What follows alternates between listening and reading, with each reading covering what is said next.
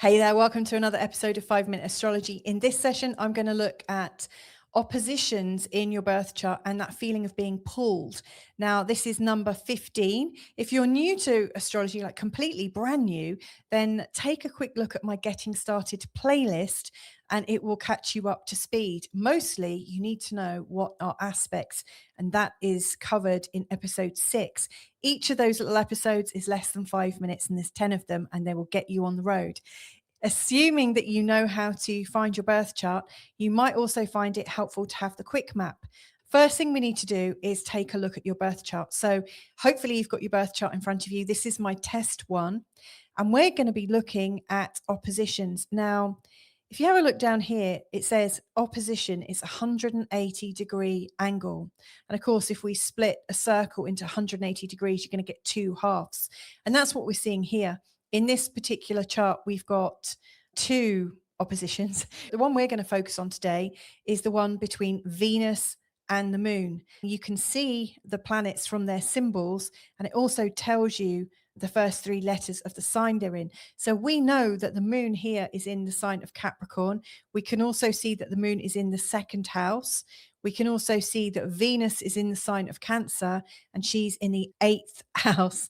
Now, oppositions, they are showing where two planets and their meanings are in a struggle. They're in a struggle of supremacy. One is taking you this way, the other is taking you in the other direction.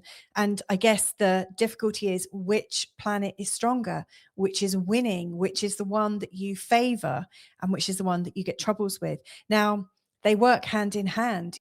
Oppositions are showing a situation where we're in extreme polarity, but from that comes a sense of awareness. And so what you've noticed so far is that you've got two planets. The next thing you need to do is find out the purpose of planet 1 by house and sign, and also the purpose of planet 2 by house and sign. Now, what we're going to do is we're going to break it down. That's the easiest way. So you've got 6 things to potentially decipher. So if you use your quick map to look up the meaning of the moon, there's 3 keywords. Then there's 3 keywords for Capricorn, 3 keywords for the second house, and similar for Venus, Cancer, and the 8th house. So you start to interpret it. When you add in the house, it's saying where that planet is featuring. So for this person here, with their moon in the second house, a lot of their emotions are very much around their self-value, their self-concept. So take a few minutes to have a look at the first 3 bits of information, the planet, the sign, and also the house, and then do the same for the other. And then when you've got your 2 descriptions, you want to sit and think, well, how do they play out? What fits? What doesn't fit? Does anything surprise you? Does it describe a situation in your life that keeps coming up again and again and that you struggle to get out of?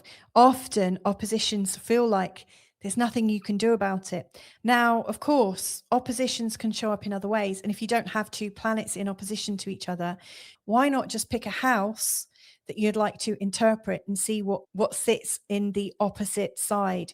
That would give you an idea as to how you're managing one part of your life versus the other, and the tensions that exist between them.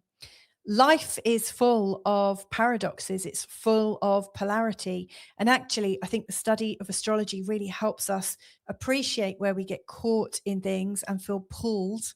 And of course, if we can see that in our own charts, we can start to decipher and learn about the oppositions in the charts of the people that we love the most. And of course, they're the ones that we're usually playing out these patterns with. So I hope that's helpful. I hope you've got some great notes from this. And also one question that I would absolutely put in is, how can we integrate these opposing factions? That's really what this work is about. Come and tell us about your opposition, what planets, signs, and houses are involved. You can even put your chart in there if you want. So if you want to join us there, go to www.school, that's skool.com/5minute astrology/about. Thanks for joining me today. Have a good one. Catch you later. Bye for now.